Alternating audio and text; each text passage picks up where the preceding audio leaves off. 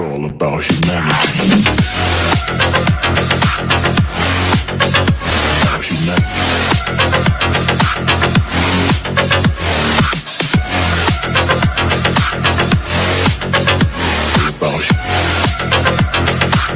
It's all about humanity.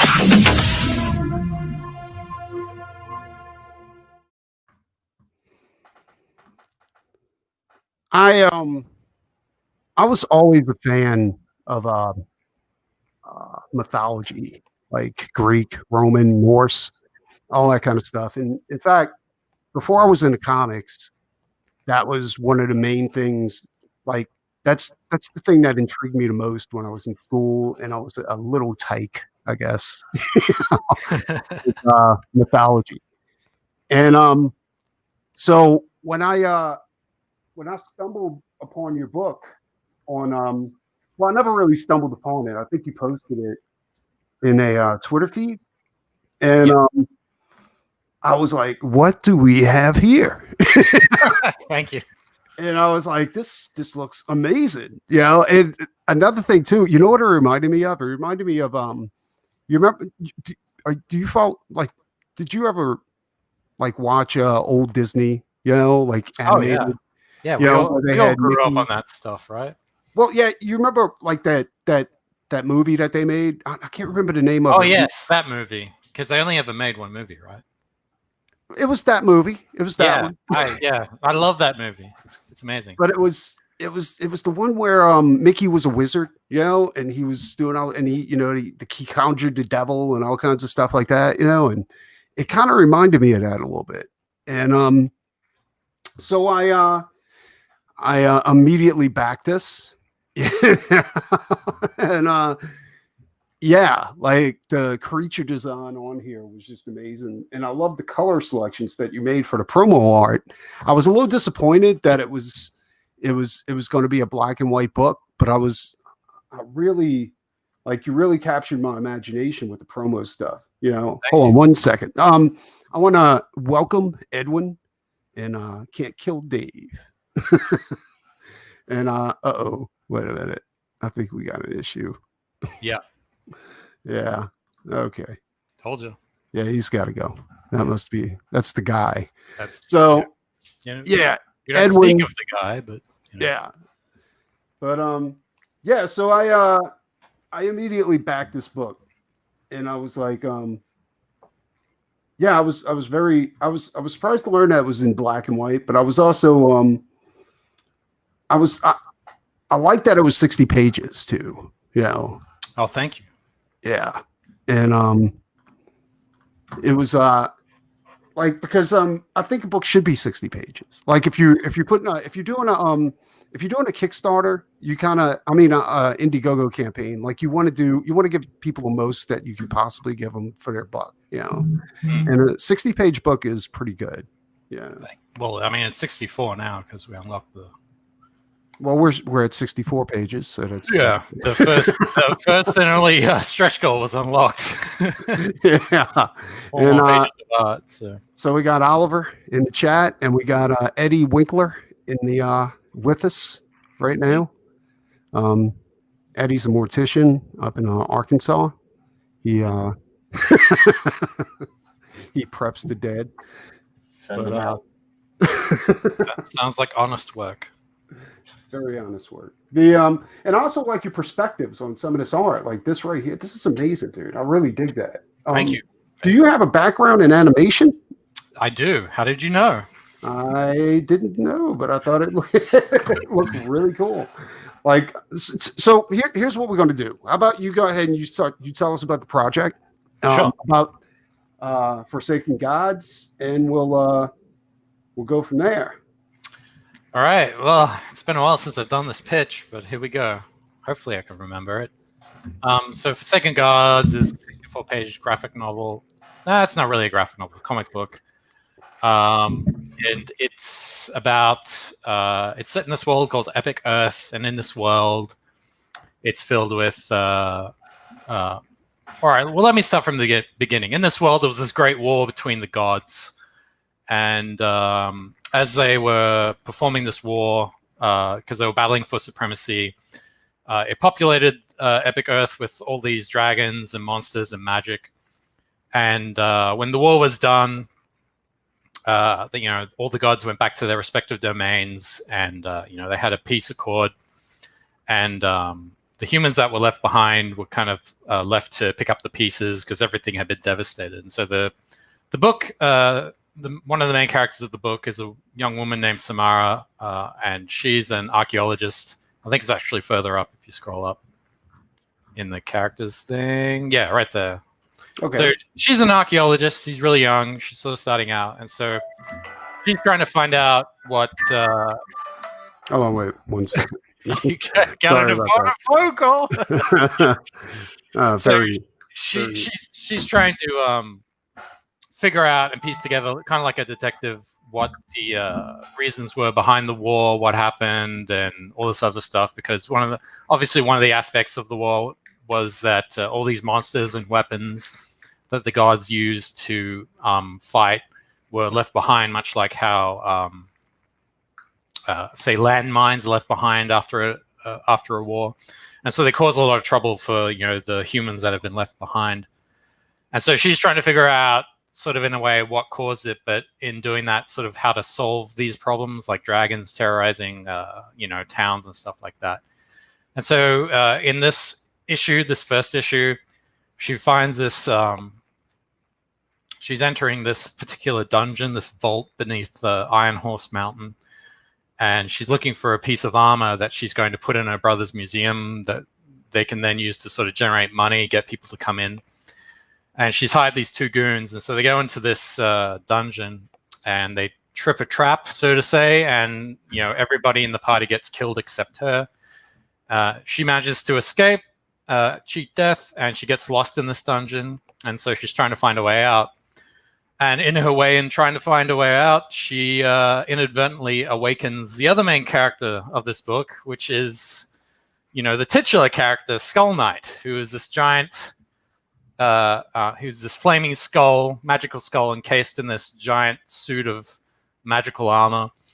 And he looks absolutely terrifying. And the thing is, because Samara has awoken him, Skull Knight is now duty-bound to, follow her commands and protect her and follow her around everywhere she goes. But the thing is, Skull Knight can't actually communicate. He can only scream. That's his only form of communication.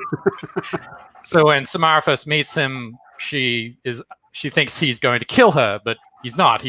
And so it's kind of like this comedic thing where she's running from him and he's running after her, saying, "Wait, come back." and so. It's funny you should say that. That's how me and Eddie communicate most of the time. He asks me questions and I just scream at him. How much will that piece be? Ah! That's exactly right. That's what goes on in the book. And so anyway, so the things I have planned later on beyond this issue for future issues is that Samara has to now contend with her life has been changed. Just drastically altered, right? Because now she has to live a life where she has this giant, monstrous, terrifying thing following her around everywhere she goes. And the other thing that has totally altered her life is the fact that with Skull Knight being awoken now, all the old gods who survived the war, they've kind of taken notice of this because Skull Knight was used as a weapon in this war. And so they see him as a threat to their remaining power. And so now they're going to be sending all these monsters and demigods and other things to either capture or kill Skull Knight. And so because Samara is kind of bound to Skull Knight, now she has to contend with, the very forces of the heavens that are going to come bearing down on her and try and destroy her and Skull Knight as a result. Holy shit. What's up with this character? Which one? The guy bleeding? No, the suit of armor. That's not Skull Knight? That's not Skull Knight. So that's sort of part of the dungeon's defense system. Okay. I guess I gave away a little too much. It was sort of a red herring where you see him and he kind of looks similar to Skull Knight, but he doesn't look exactly like Skull Knight. And there's a backstory to those guys as well. I call them guardians, right? Yeah. He's obviously, keeping guard of the dungeon that they enter. So yeah. So what inspired you to come up with this story? A whole bunch of things, dude. People have listed influences that they see in it, and they're absolutely correct. I think the main thing that inspired me about this was, like, as you said, like mythology and stuff like that. When I was young, like I liked the old King Arthur myth and stuff like that with Merlin and so forth. And I got really, because obviously I'm like really interested in storytelling. Yeah. Like it's been sort of something I've been obsessed with along with art. And so, you know, I've sort of done a lot of research in stories and made a lot of observations in stories and sort of the origins of stories and how we as humans use stories to sort of communicate ideas and important lessons in life, like through fairy tales. And ever since man first learned how to create fire, you know, we sat around the fires and we told stories and we would use stories to sort of pass down knowledge. And you then said you have a background in animation, like you're Yes. currently working animation, like as an animator. Yes and no. I mean, we're here to talk about Second Gods. I can't really go too much into it, but I have worked at a lot of the major studios like Cartoon Network and Oh, cool. and stuff That's like awesome. Yeah. that. Yeah, and Because that, like the dynamic between Skull Knight and the heroine, that reminds me of an episode of Venture Brothers. Yeah. oh, really? Which one? Where they go on this boat, you know, and the boat's being attacked by pirates, but they're not real pirates because all their weapons made of plastic and shit like that. Huh. And one of the Dr. Venture Senior's men got trapped at the bottom of the ocean, but he was exposed to this radiation, you know, and now that his son's going back to get the technology up, like this skull person in a diving suit comes out and he can only scream. Really? I didn't know about that. And everybody's trying to figure out what he's trying to say, but all he does is stand there and scream. And it turns out he was screaming, you know, because he wanted to talk to his wife, but his wife had married one of the partners from Venture's, you know, crew. Wow. All right. Yeah, it kind of reminds me of that. In fact, Okay, yeah, well, I it's mean, really cool, I'll be but, perfectly honest. I didn't really watch much Venture Brothers, so oh, you got to see it. It's awesome. But yeah, I mean, I this watched is cool, like the, dude. Like, I watched the first 2 seasons. But that was about it. yeah. I don't know if it was in the first or second season, like, but it was in one of those that episode. I'm digging this, dude. And I was surprised to see that you barely, like, you made it over your goal, which is good. But like when I came to check just to see where the project was at, I was surprised to see that you haven't really like made a ton off of this, you know. And You don't say. What do you? yeah, What do you think that is, Preston? I don't know. It's weird. Like I mean, the artwork's good. I don't know about the story, but the story sounds pretty good too, and the plot, everything like that. It seems weird that it doesn't, like, you haven't and that's why we're here now, to see if we can get some more backers on it. I mean, sure. I mean, I'm always happy to try and get more backers on there. That's what it was. It was Major Tom. Yeah. I'm trying was, to back it. yeah. Problem. I think. Well, I mean, I can only speculate as to what the reason that is behind it. I mean, this is my first successful Indiegogo campaign. I've tried to crowdfund this project, I think 2 or 3 years ago, and that fell flat. And it was actually John Malin who gave me some good advice when I was first trying to hawk that one. He said, you know, you got to sell it. You really got to make it pop, you know, because some of the sample pages I put in weren't really exciting. Yeah. Yeah, he's absolutely right. Like, when you put something out there, you got to make it. You got to put your best foot forward whenever you got to design your. John's actually pretty good at giving people advice on how to set their campaign up, and you know, just like things like that. And he's got a good eye for that. So I mean, I took it all to heart. He didn't give me anything specific. He kind of gave me broad strokes, and I was like, okay. So yeah, he gave me some good advice. and I can only do as much as I can. I went on a bunch of shows. See, that's the hard part too. Like, Not so much. I mean, the hard part is when I'm sort of kind of imposing myself on someone, as opposed to say someone asking me to come on like you did. yeah. But I went on to Shay the Reds stream. I went on a bunch of other streams. Doug TeNapel even had me on his stream, and he really helped. Oh, really? That's yeah, awesome. it was really nice of him. Yeah, I went on a bunch. I went in as many as I could as they would let me, because I guess to them I'm a sort of a nobody, even though I've got like 20 years of experience in the animation industry, and the book looks as good as it does. So I don't know, man. I don't know what to tell you. Maybe the next campaign I do, maybe that'll do a lot better. Maybe I'll hit like 10,000 on that one. Did you try to run this as a like this particular project as a crowdfunding thing before? Like, did you run a campaign for this project before? And so these have both been through Indiegogo. Yeah. Okay. All right. Yeah. And that's so weird. No, I mean it's not weird for me, I guess, is what I'm saying. Sorry, I'm getting all down on myself now. Hold on, wait a minute. Okay. No, I like it. And I mean, the proof is going to be in the pudding. At least you made your goal, So yeah, I mean, I doubled my goal, so I mean that's good. So. Yeah, I mean, when people start getting the book, then once it, if it's good. Yes. Well, I mean, I can't say it's good or not right now. Yeah. I know the artwork looks good. You know what I'm saying? But no, trust me, it's going to be good. Yeah, if the story's solid, you should be getting a lot more backers. Like once it hits.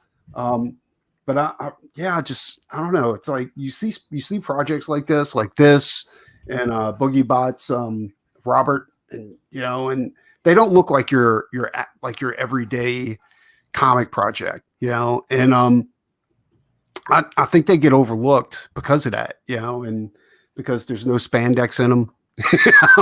Sure, I mean, I sort of get that.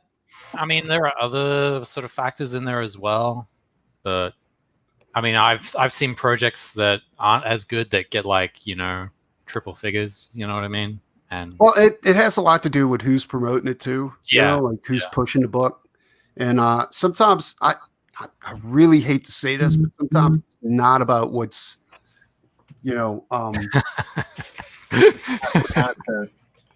yeah, like how much quality you have in that book. It's about who and who's pushing it. Yeah. Well, I mean, I guess that's the tragedy, isn't it? Right? Like people can put out a quality book and raise $4,700, and then someone will fart out something that I guess isn't as good. And there's no need to poke at Eddie like that. Like Eddie, I'm saying in general, I mean, but I mean, I feel like that's just how. Because the world is cruel and unfair. That's just how the world works. You know what I mean? Like the least talented will always get rewarded, and the most talented will be shunned. Yeah. And I'm just a humble mortician trying to make trying to build wolf people out of dead bodies. Yeah. What's wrong with that? I'm down with that. And animals. Yeah, I don't Franken animals.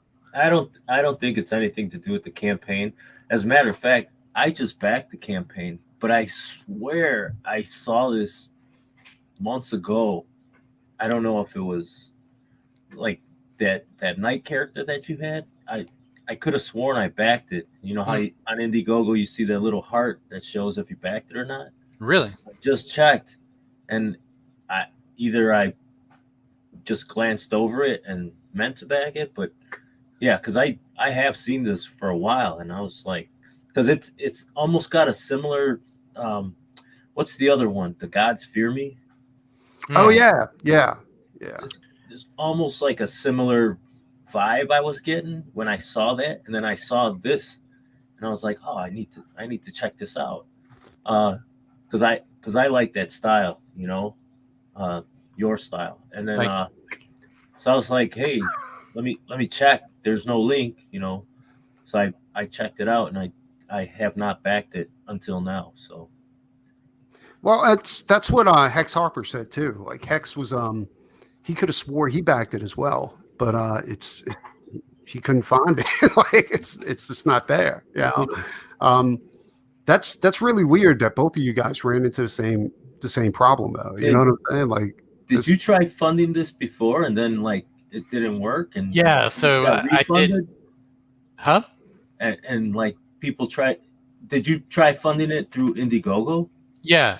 And So it the didn't first, work? yeah, the first time I did it, I went about it all wrong because I was still trying to learn how to promote crowdfunding. Okay, that's probably what happened. The probably got refunded, and I never checked back. You know. Yeah, that was probably it. Actually, that might be the reason. Because that's happened to a couple campaigns that I did. I think Grave Robbers was one of them too. Well, the thing was the first crowdfund I did for this was, I guess, a year before I did this one, so 2019, I think. Yeah, it's probably. And of course, you know, all my detractors and critics, they all had a good laugh at that when it failed. But who's laughing now? You know, who's laughing now? I know. Hey, look, when my campaign failed too, like I got poked at like crazy, dude. You know. well, I guess, yeah. It's. And, I mean, it sucks, but at the same time, it's like. But what you have to do too is you have to update your because even though your campaign failed, you still have those backers, you know, and you can still get in contact with them. You just have to update them and let them know, like, hey, this campaign's not working out, so I'm going to go ahead and relaunch it. Boom, boom, boom, and then send them the link. Well, yeah, I mean, I've done other campaigns that have failed where, like, I think there was one in particular. I was trying to get a animated project funded, and like right off the bat, I realized I'm not ready to do this just yet. You know what I mean? And so I think it was like maybe a week into the campaign, I refunded everybody and I shut it down. I think trying to bite off too much at the start is not a good idea. I think baby steps, like gradually build it up, is probably the best way to do it. Yeah. I don't know. I know it's an enigma wrapped in a puzzle, isn't it? You know what I mean? It's just weird. Like I mean, even if the campaign failed, like I know, like but still, I mean, it should appeal to, I guess, more people. Yeah, I don't know why it hasn't. You know, it's just a very odd thing. But I mean, at least you hit your goal, you know, and you surpassed it. So it's worth it to get the book done. And just how much of the book is done, by the way? Like, do you? So the book is entirely inked out. I'm coloring it right now. There was a bit of a delay because one of my work computer died on me, so I had to move everything over to a backup. The files are all fine, and so just recently I just hired a guy to help me do with the coloring. So. Oh, so it's not going to be black and white. Like, it's going to be in full color? Like, yeah, well, that was the thing. That was the other thing I noticed with crowdfunding is that if I try and crowdfund a black and white book, people are less likely to back it. But if I offer something in color, then they want to back it. So, I don't think that's necessarily true, you know, because that's been my experience. Well, I mean, I don't know. I mean, because I know, like the not Columns of Creation. What was it? It was Seasons. The Seasons book is really good, you know, but that one's all in black and white, and I almost don't want to see that one in color. You know, but in fact, I got to back that one. I completely real-time shopping. Yeah, but I mean, you know, if you're going to color the book, that's phenomenal. Like I'm down. I mean, sure. I mean, look, don't get me wrong. I mean, color's great and all, but I like black and white. Like I have another book that I'd wanted to do. Well, with this book, I kind of want to see it colored because you got good color instincts. You know, from your. That's the thing. If people had backed this and it was black and white, this thing would be done by now. You know what I mean? Yeah. It's time consuming color. So. Yeah. So yeah, I mean, if you're going to color it, that's phenomenal. Like I'm totally down with that. So it's all penciled and inked. You're just working on colors at the moment. Yeah, And, pretty much. Yeah. So I'm how getting. far along are you with that? Like as far as So my guy is. I think he's up to page. Which page is he up to? He's up to page 26 right now, and he's just blasting through it really quickly. So that's really helping me because obviously I got like bill paying work I got to do. yeah. And if he can just do like the heavy lifting, then I can just go in and do like little touch ups, and then So you're about halfway done on color, and then it's almost, format yeah, and then off. Yeah. yeah. No, So that's awesome. That's yeah. phenomenal. So yeah. So my plan is to get all the coloring done by end of this month, get them printed next month, and then hopefully that same month get them all shipped out and everything. I've got some of the extras that I promised. Some of them are sitting here right now at my desk. I got to get a few more made. That should be relatively easy though. So Extras? What do you mean? Like, So in the tiers, the different tiers, I've got stuff that I offered where you get like trading cards and all kinds of stuff. I'm trying to remember what I offered.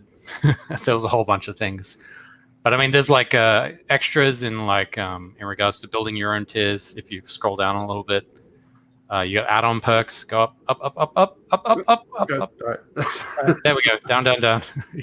Right See here? add-on perks right there. There we go. Okay. So, I offered like original art and acrylic stand D, original color art, and, extra trading cards and, all that good stuff. So, yeah. Okay. That's, yeah, because I'm looking here and I'm like, you only got 2 perks. So, Well, yeah, I mean, that's the other thing. Like, I wanted to give the power back to the backer, to the customer, give them some choice. So I kind of streamlined my perks. So I have like a physical tier and I got like a digital tier. The digital tier is for people of, obviously we've gone through a really rough year last year. yeah. And so the digital tier is for people who maybe, don't have a lot of money, but they want to see some really cool art. And that's also for international backers, because the other thing is physical tier does not ship internationally. It only ships locally in the US. Just because, I've talked to some friends of mine who've had successful crowdfunds and they've said, yeah, international is a bit of a different headache. It is. It's that it is because of the shipping. Like that's, Yeah. I don't know what to say about that. Like, but it looks like not a lot of people wanted the the digital. I mean, you only got 26 claimed on that. Like you got 68 on. Well, the thing is, I did 2 different rounds of tiers. These are the standard priced ones, but when I first started the campaign, I had like discounted price tiers. Okay. Just to sort of like generate interest, because I'm a small creator like you. I'm not someone, who How has. dare you? How dare you say I'm a small creator? It's all right. We're both small creators. We met short. But I don't have kind of like the audience pool, like say Malin or Van Cyver or Tenaple. Right? Like they could launch a project tomorrow for like 2 days, say, tell all their followers, hey, go back it and make $100,000 in like a day.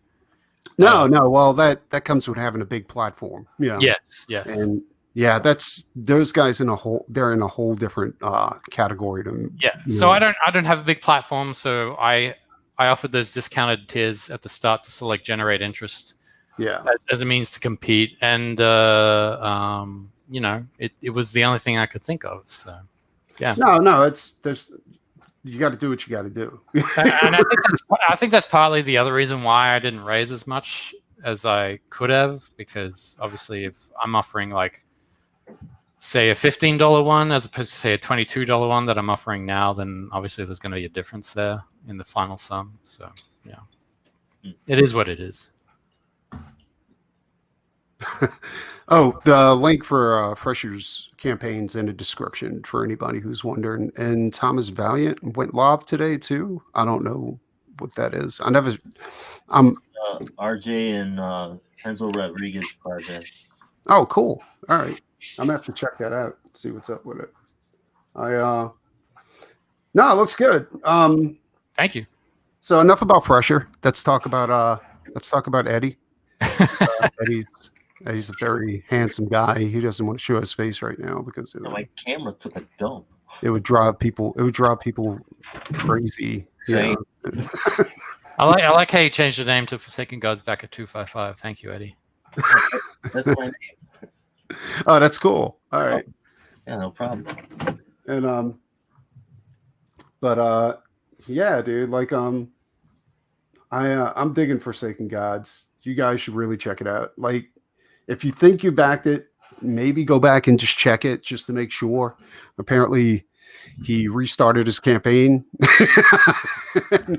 People who think they backed it may not get it. This is campaign version 2. I didn't restart the campaign. Yeah, version 2. That's it. Yeah, it's like the previous campaign didn't work, so I tried again.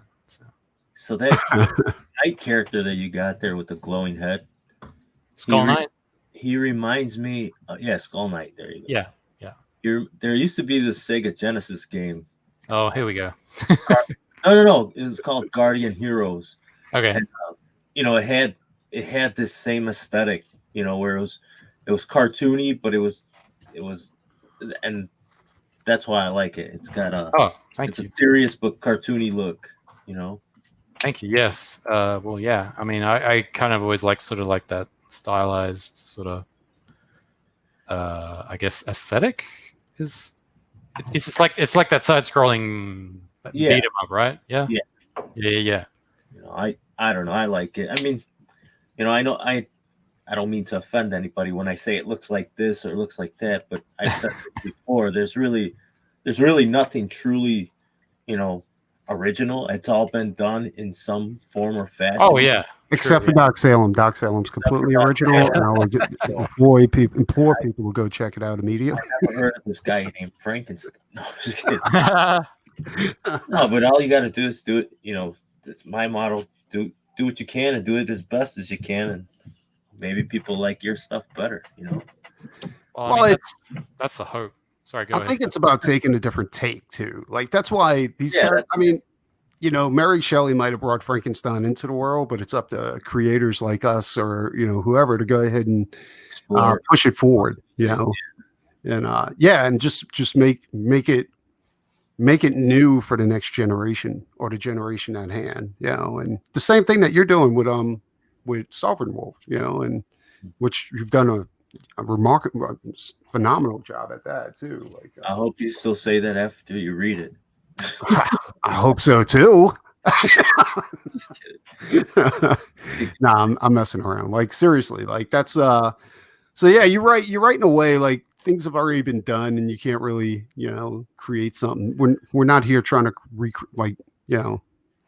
reinvent the wheel. We're just trying to put spikes on it, make it off-road. Well, I mean, that's the oldest thing, right? Like, there is nothing new under the sun. Like, all you can do is take two different things, put them together, and exactly try and that's the mother of invention, right? Or the true definition of an invention is to take two different things, put them together, and but I mean, when you break it down to its bare bones, we're just entertainers, Yeah. Yes. And that's exactly what we're doing. We're trying to entertain people with our work, and as long as it's entertaining, let it go. My work anyway. I don't know about Eddie's. I haven't read his yet. No, mine is to distract and disappoint. Double P's, baby. So, did you have any questions about anything particular about the world of Forsaken Gods, or? Do you want to? I don't actually, but if you have anything that you want to put out there, not really. But I mean, if you have a unique question, I'm definitely down to answer it. Honestly, what attracted me to the project was because it has to do with mythology, like Greek gods and stuff like that. Like, I really dig that kind of stuff, and that's one thing. Like, I don't think we explore enough. I know a couple of people have like kind of did a version of Thor, the hammer and and stuff like that. Like, I'm looking forward to those books as well. Well, go ahead. Well, I have one question. Like, sure. Have you checked Kickstarter to make sure nobody has like duplicated your campaign on Kickstarter? To go ahead. Are you, are you telling me that that's what has happened right now? No, it's because of Vinny. Vinny had his campaign duplicated on. I'm sure you're giving my detractors some good ideas right now. That was crazy. You heard about that, Eddie? No, You never heard about that? no. I remember like they did something like that with Cyberfrog back in the day, right? Where they started like a fake one. Yeah, that's exactly what they did. They started a fake campaign. They stole all of Vinny's material from Indiegogo and Yeah, just reposted it on Kickstarter and started a brand new campaign. Was it Casada again? Yeah, it was Casada. Casada. No, that sucks, man. That's crazy, dude. Like I was like, get out of here. And I was like, I know Vinny makes money, but I mean, there's other people that make more money. You want it and they take their campaign, a graveyard shift or something like that. Yeah. It was So, just weird. not to get away from Forsaken Gods, but I watched that. I was up writing. I watched that Snowman close. That they made like 13 grand in like 4 hours. Yeah. No, they always make a ton of money. Well, I know that. I mean, I'm not. I love it. I backed it myself. I like Matt, but for some odd reason, I mean, do you get the feeling like Matt's campaign was kind of the lowest earning on Ethan's list? Yeah. You know what? Here's my take. I like Matt Martin. I've had, I have a few of the Snowman. I didn't have the whole series, but I do have some from back then. Yeah. But I think maybe some of Ethan's fans were, because they were like, man, look at Matt, can't wait to get out of that room, or he wants to kill Ethan. It did feel like that, didn't it? I think Matt is just like, self-contained, Yeah, he's like an introvert, like a serious introvert. Yeah, I mean, we're in this field, there's a lot of people like that. So, the guy's likable. He's not a dick at all by any stretch of the imagination. I just think like if he opened up a little more, he might have got a little more a couple more backers.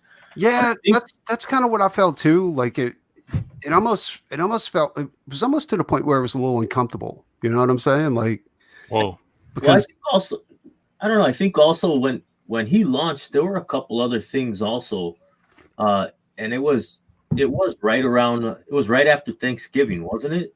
I think I was on the stream when they launched a Snowman. I think I was on the stream when they launched Snowman. I'm almost positive. I can't remember when, but it was still close to the holidays. Yeah. So that probably cut into a lot of it also. I think it'll make well, that's a second print. No, you're right, because people they don't want to be selfish when it gets close to the holidays, so when even if they love the project you're putting out there, like the book you're putting out, they may not back it because they're like, no, I really shouldn't, because I got to buy my old lady something, or I got to buy those stupid kids that I made something, or something like that, and or the mother, it does. You see what I'm saying? Like when you get that close to the holidays, it's I don't think they're really being cheap. I just think they feel guilty if they try to spend money on themselves. Yeah. But then again, not every I mean, it doesn't matter. I don't think it matters who you are, but I don't think every campaign's going to be $100 grand. I think what they make like over 70 grand for Snowman. I think it was like $75,000. I mean, that's not a failure by any. No, no, it wasn't. That's great numbers, and congratulations to Matt. But I think when they do that collaboration with Trent Kanuga, I think they do that 3-book thing, they're all going to make a killing, which is awesome because, I'm a 90. They should. And yeah, like you're saying, like more power to them, honestly, I never, back in the day when Hall of Heroes was out, I never collected. The only thing I really got from Hall of Heroes was Vortex, and that's what I was hoping Matt would release, like that he would bring back when he decided to do another book. Like Snowman, I honestly, dude, I can never really get into that book. The character, like I just wasn't into the character as much, and that's not saying it wasn't a great like it wasn't a great story or anything like that. It's just that I it just didn't vibe with me, you know. Like Solving Wolf, you know, like I dig Solving and Forsaken Gods, like both like both of those, like I'm totally into, you know, like it's like at first sight, I'm like, that's what I want, you know. But when I seen like Snowman, it just wasn't like that, you know. Yeah, you know what? I think a fan base for like Forsaken Gods, Sovereign Wolf, Doc Salem. I think all those fan bases are going to grow after a lot of people see, you know, the tweets and everything with where you're seeing people get their books. Oh Yeah. yeah. You know, that's going to help exponentially because, you know, some people, I'm pretty sure people are like, I don't know, this, you know, he's only this far with his book, or, you know, I never heard of this guy until today, and you know, things like that. And then Who is this guy? Yeah. When they start getting their books, they're like, okay, this guy's for real, you know. Yeah, I mean that's generally the consensus. Like your first campaign is like sort of the trial campaign to see if you're trustworthy, because obviously there's like a stigma with crowdfunding, I guess, these days, given that there have been people who have raised a lot of money and they just never delivered. They just run off with the cash. No, you're absolutely right, and that's why, like, I've run 3. I'm going on 4 campaigns, and it's all been about like getting goodwill between me and the customer. You know. Yeah. That's why, you know, Devils was an old project, but I want to put it out there to deliver it so that, you know, hey, Preston delivered Devils, you know, or put Rockabilly Road Trip out there. And it's like, hey, delivered Rockabilly Road Trip too. And now it's, oh, well, Doc Salem was late, but, you know, 2020 was an asshole. You can't really. But, yeah, it's, interesting. I'm going to have to consider that. That's, because I was talking to a few other people about being an editor for Doc Salem. You know, honestly, I need an editor. Is that just for spelling, or It's I like, me and spelling have never been fast friends, you know, or punctuation or anything like that. But it's, to be honest, like I'm a one-man show when it comes to putting my book together. But that could be said about you, and to a certain extent, that can even be said about Eddie, with the exception of the art.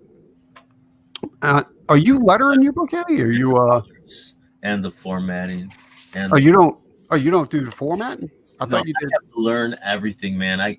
Dude, my colorist is gonna sit down with me this weekend. We got to do a whole bunch of stuff.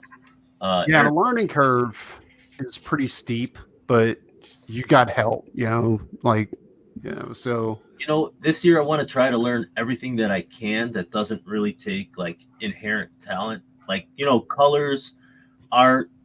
You know, that's probably not going to be my thing, but things that I can learn from a book, a video, a friend, I'm going to do as much as I can, because you know, it does cost when, you know. No, I agree, dude. Like, I'm totally in agreement. Like, if you can do it yourself, do it and save that money, you know, because it's, you know, you don't want to be cheap, but at the same time you have to pinch pennies to go ahead and make sure that you can get to that next book, you know. Part two, it's time, because if I know how to do it, I can, you know, I could sit down and do it, you know, but when I have to, you know, let's say we're going to do one page, like when we designed the trading cards, that was like a 3-day process of back and forth emails and texts and picture sending. And, you know, it's like, man, this, you know, and then he's not in my head, so he can't get exactly what I'm looking for, you know, so it's a time saver and it's a money saver, you know. You see, I'm a control freak.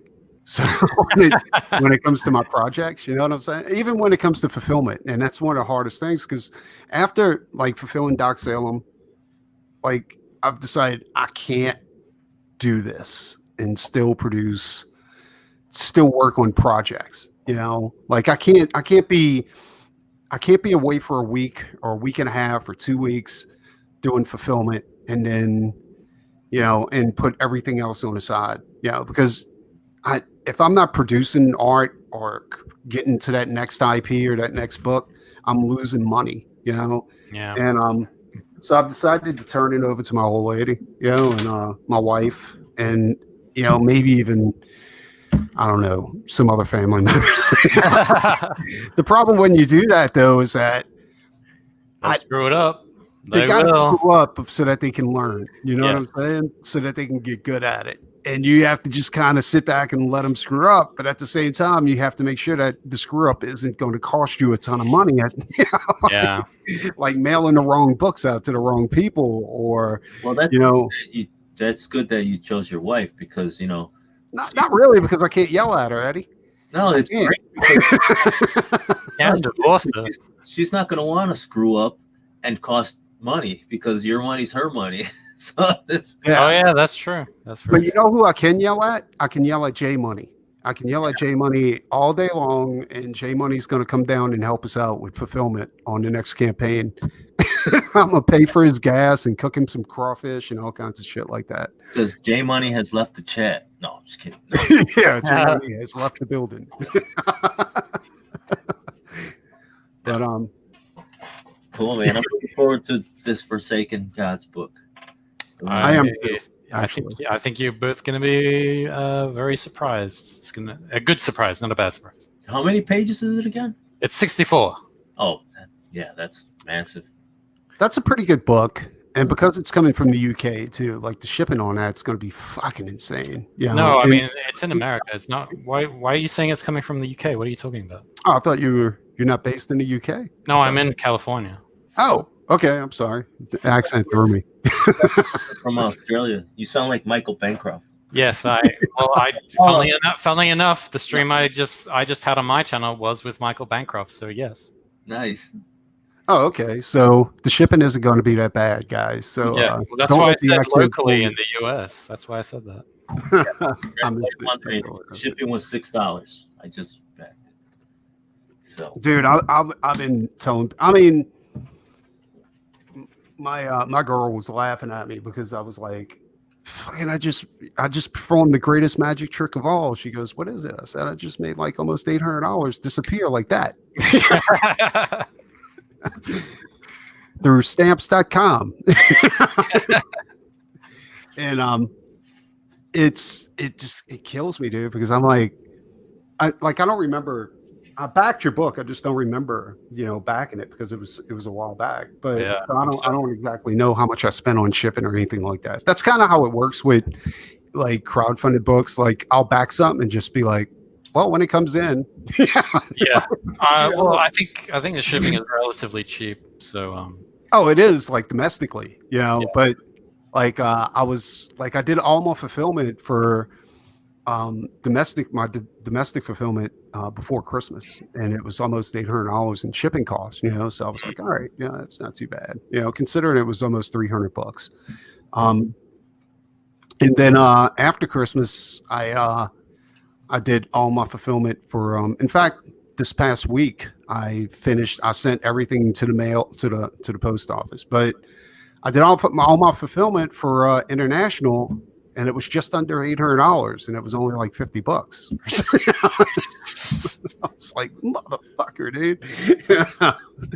And what really screwed me up is that I undercharged for shipping, through for out of the country. Like I charged $20 for shipping, and it ended up being a few dollars more, but you got to figure if it's $3 more, that's $150, or if it's, and unfortunately I didn't charge for any add-ons that were going along with the international, so if somebody got, Doc Salem and then they added on 2 extra books, yeah, that increases the weight. yeah. And like, I mean, for example, like the collector's pack was 4 books, right? So that weighed in at 33 ounces, which meant like going to Australia or London or whatever. It was $38, to ship it there. Yeah. So yeah, but if you go down 3 ounces, it goes down by $10. Yeah. So I was like, fuck, dude. Like it just got me, dude. Yeah, I mean, it breaks my heart that's the case, and that's part of the reason why I'm hesitant to sort of like do an international tier, you know what I mean? Because it means like, it's like, let's say $22 for the physical book, and then someone from, say, somewhere in Europe, they they click it, and then it's like, oh, an extra $22 on that, so you got to pay double to get one thing, right? Which is, being a customer, I can only imagine that's like really disheartening. And then on top of that, the mailing service overseas in other countries is like spotty at best. Yeah. So you don't even know if you're going to get it. You know what I mean? And then if you don't get it, then if you're the guy who's made it and who's fulfilled it, and they send you a message saying, "Oh, we didn't get this," and then you got to send them another one, and that's like more money out of your pocket. No, you're absolutely right. Stamps has a way of tracking. So it has a way of letting you know when it's been delivered. So that's one good thing I can say about stamps. Like that's why you should use stamps. But you're absolutely right. If that fucker gets lost in the mail, but then you have to realize too, like if you can't get protection on each individual international shipment, because you're upping your cost by maybe another $500, or something like that. So it's almost worth it to go ahead and do the mail and pray method, right? Spray and pray. Yeah, it's like that way. Like if one of them does get lost, I mean, it's going to cost you an extra like $30 or something like that, but it's better than spending $500, or something, so it's a gamble either way. And I don't want to eliminate an international tier because I want them to have my book too, in fact, I'm thinking about getting it translated into Spanish and also like French and different languages. And because I mean, I was watching a bunch of artists, and they're like, "Dude, you miss out on the biggest paychecks whenever you just keep it in one language." You know what I'm saying? Like, I get that, but that's a whole different kettle of fish because you got to pay for a translator, and then that translator has to put all the dialogue or whatever, the lettering in the thing and make it work. You know what I mean? I think Eddie, you know Spanish, don't you? Very little. My wife. Well, I mean, I think the stuff you're talking about, like shipping and other stuff and localization, like that's something that I don't know. How much did Duck Salem make when you launched it? I didn't. I'm sorry, I forgot what it was. The first time Duck Salem was a complete failure. Like it went in the dumps. So I had a relaunch, and a lot of people thought they backed it, like with your campaign. So I had to send out a message. The difference being is that I had to contact Indiegogo and ask them to cancel my campaign. Yeah, because I did a flexible goal instead of doing a fixed goal. Yeah. So and then I decided I wasn't going to do everything on the book. I was going to farm some of it out, and that was another mistake. So I had to make over $10,000 to make Doc Salem a worthwhile, thing. The book wasn't completed because we were going to work on the book while I was getting funded. But when it looked like it wasn't getting funded, everybody dropped out. They're like, "Well, if it's not getting funded, I'm not fucking working on this goddamn thing." So I ended up like just doing everything myself, and except for the coloring. Like I had to farm out the coloring, but as far as inking, all that kind of stuff, I did everything, format and lettering, everything. And because of that, it was a good investment, for me to go ahead and get it out there. Even though it never made like $30,000 or $40,000, I mean, it made just over $10,000 on a second try. But that was good enough to make it worth doing another one, and to go ahead and pay for everything like printing and shipping and all that kind of stuff. So that seems about right. I mean, I was thinking for my next campaign, making a stretch goal of $10,000. Once I hit that stretch goal, then I'd be like, all right, $10,000. I can open it up to international now because I've got. That's a good idea. That is a good idea. Yeah. The other thing is, I think there are different milestones you should hit for different things that you want to try and pursue. So I think in regards to localization for a different language, I would say that would probably be $100,000 stretch goal, maybe. That's very optimistic. But you get what I mean, right? Like the higher money you get, the more you have to play around with sort of like doing different things. And so if you can do a localization, then you can say, well, you know, you can open it up to say that particular country if you want. So it's like, you know, Doc Salem Japanese version, right? So You know, that's the funniest thing, and I'm gonna ask, like Eddie, like I had no like Asian sales. You know what I'm saying? Like nothing from like Taiwan, Japan, China, any of that stuff. Like, is that weird? I think I had one You from get out of here. Yeah. I don't know. It's just, you know, people, again, all the things out there you can get right away. They're like there aren't many manga or manga on Yeah. on crowdfunding, just because most of that stuff there are still strong publishers in the industry for manga. yeah. So, you know, if you have a good manga, you're gonna go through one of them.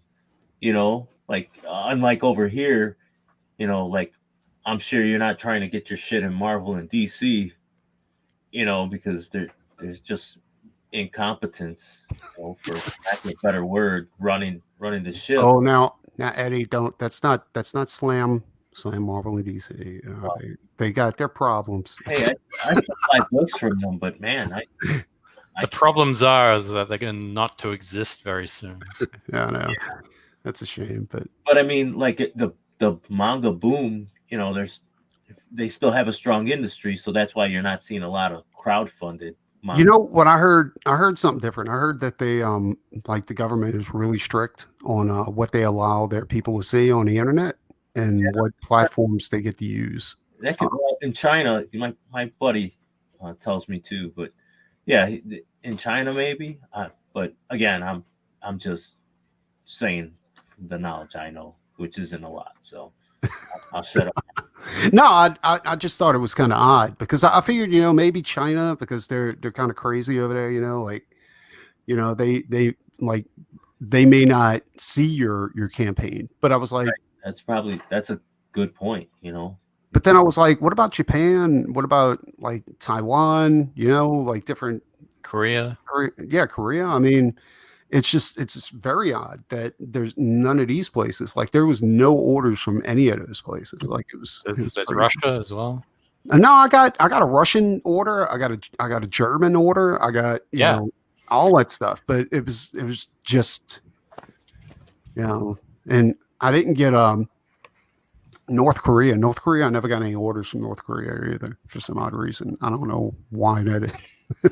I think we were all trying to figure that one out. I mean, Mark's booked it out there. Yeah, that's it. He's cornered the market there. Yeah, I wanted Mark just throws this book over the wall. I wanted to say thanks to Billy Baxter for backing Forsaken Gods. Back at number 256 now. Thank you very much, Billy. I appreciate it. Nice. I'm gonna bring this to a close because I seriously have to get some work done. Do you want to play the trailer? Oh yeah, let me do that for you real quick. Let's see here. It just says the same thing I already said, but it's got visuals. Oh.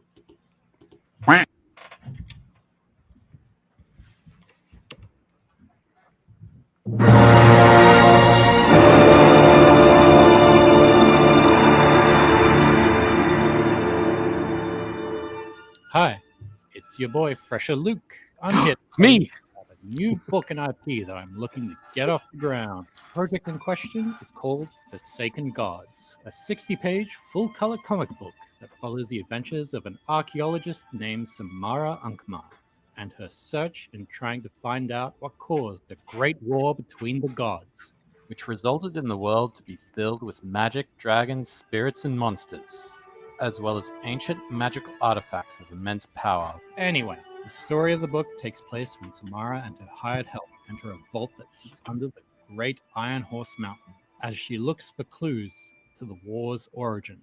Once there, her entire team is killed, leaving her to try and escape on her own, only to come face to face with an amazing weapon known only as the Skull Knight.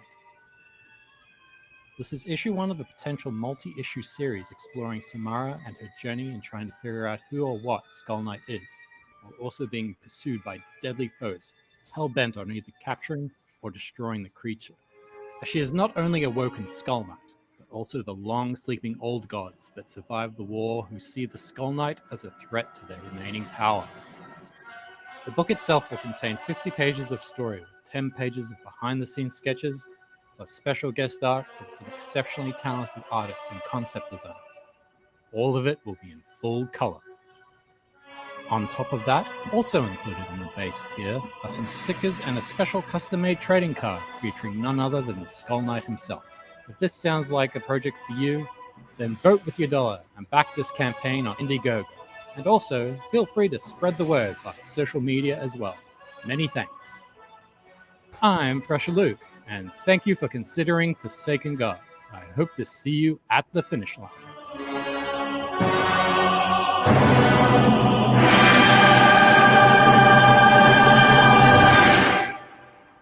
Nice.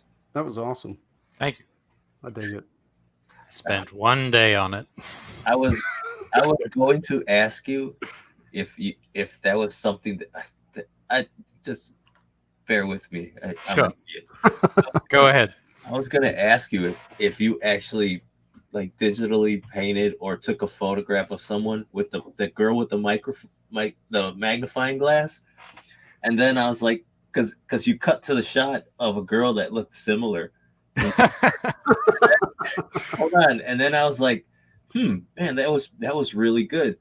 And then I saw the guy looking at the clock. I was like, nah, he just took some stock. Basically, yeah. Well, the thing was, I didn't know if this campaign was going to be successful this time as well, because the previous one had failed. So I was just like, bare minimum effort, you know what I mean? No, that's fine. I just confirmed my stupidity. That's all. All right. No, everyone's mentioned that where they're like, some people laugh at sort of like the stock image photos that I put in there. Great. And it is kind of like ironic humor, but it works. It got it done. So we used to get photo frames and just leave the pictures in there and put them on our desk. Yeah, that's hilarious. I love it. I want to remind people that tomorrow I'm doing a special show around 1 o'clock in the around lunchtime, and it's going to be for Columns of Creation. The reason being is because he's a foreigner and he's in a completely different time zone. So tune in for that. And then Wednesday of next week, it's going to be awesome. I'm going to have the great Bob Hall on. And I can't wait to do that. Dude, I'm so nervous about that interview. Did you just reach out to him? And he's like, yeah, sure. He said that he was open for commissions, and I was like, you know what? Yeah, I think I might want a Bob Hall commission. I wonder how much they go for. And when I contacted him, and I didn't know he had an agent, and you have to go through his agent. So it was kind of a little bit of a misunderstanding. So I contacted him, and then we started talking, and he was like, yeah, sure, I'll do your show. And I was like, awesome. So yeah, that's how most things get done around here. Just it starts out as a misunderstanding and something nice happens out of it. Yeah, so. But yeah, so that's about it, and we'll see you tomorrow. Thanks to everybody in the chat for showing up, and my boy Eddie. Great weekend. For winking at me, and Fresher Luke and his Forsaken Gods. Thank you for having me on. Billy Baxo has one more question. Oh, okay. What we got? Let's see here. Have you seen the book Curry by Matt Krotz? Very different from yours, but I could see them on the book shelf next to each other or in the comic stand side by side. I'm actually really good friends with Matt Krotz, and he actually gave me some work to do a Curie, what do you call it? Like a backup story for him. So cool. There you go. What is that book? Is it something like Forsaken Gods, or is it? No, he's kind of doing his own version of, say, how Asterix is about ancient France and Gaul and how the Romans occupied France. he's sort of doing his own version of sort of ancient Rome and telling stories in that with his own characters. I So think Anna did a review of it. yeah, but he's a really good guy. He's really awesome. I'm gonna have to check that out and see what's going on with that. Yeah. But yeah, if you haven't backed Forsaken Gods, go check that shit out. It's awesome. And also Doc Salem is still in demand. So you might want to get you a little Doc Salem on. I think that'll work for right now. Also, I'm going to be releasing a pre-campaign for my art book, The Dark Arts of Preston Acevedo. That's going to be on February 1st. Nice. And I will see you guys later.